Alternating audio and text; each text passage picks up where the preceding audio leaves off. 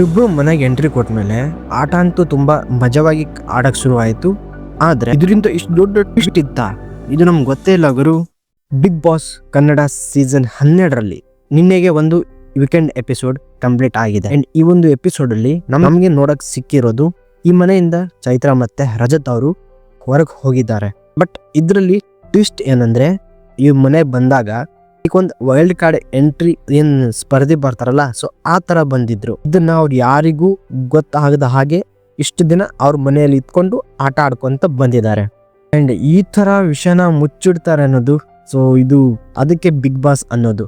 Finally ಇವ್ರನ್ನ ಮನೆಯಿಂದ ಹೊರಗೆ ಕಳಿಸ್ಬೇಕಾದ್ರೆ ಎಲ್ಲ ವಿಚಾರಗಳನ್ನ ಎಲ್ಲ ವಿಷಯಗಳನ್ನ ಮಾತನಾಡಿ ಹೊರಗೆ ತಂದು ಇಷ್ಟೆಲ್ಲ ಆಗಿದ್ದೆಲ್ಲ ಬರೀ ಓಳು ಅಂತ.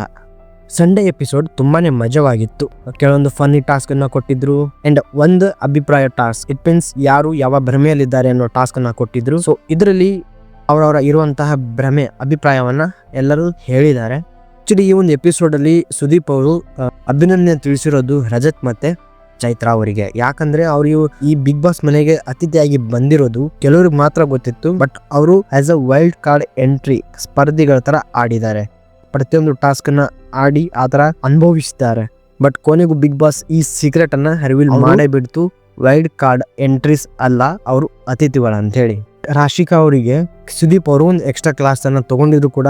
ಯಾಕಂದ್ರೆ ಈ ವಾರದ ಕ್ಯಾಪ್ಟನ್ಸಿಯಲ್ಲಿ ಅವರು ಮಾಡಿದಂತಹ ಉಸ್ತುವಾರಿ ಆಗ್ಲಿ, ಟಾಸ್ಕ್ ಅನ್ನ ನಡೆಸುವಂತಹ ನಿರ್ಧಾರಗಳಾಗ್ಲಿ, ಸೊ ರೂಲ್ಸ್ ಗಳಾಗ್ಲಿ ಬಹಳಷ್ಟು ಗಲಿಬಲಿಯಾಗಿ ಗೊಂದಲ ಮಾಡಿ ಆಟವನ್ನ ಆಡಿದ್ರು. ಅಂಡ್ ಇದರಲ್ಲಿ ಅವರು ಫೇಲ್ ಆದ್ರು. ಅಂಡ್ ಇದನ್ನ ಒಪ್ಕೊಂಡ್ರು ಕೂಡ. ಸೊ ಇವಾಗ ಒಂದು ಸಿಗ್ಮಾ ಡಿಬೇಟ್ ನಾವು ಮಿಸ್ ಮಾಡ್ಕೊಂತೀವಿ.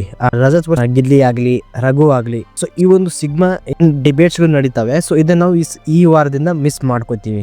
ಸೊ ನಿಮ್ಗೆ ಹೆಂಗ್ ಅನ್ಸುತ್ತೆ? ಸೊ ಕಮೆಂಟ್ ಅಲ್ಲಿ ತಿಳಿಸಿ.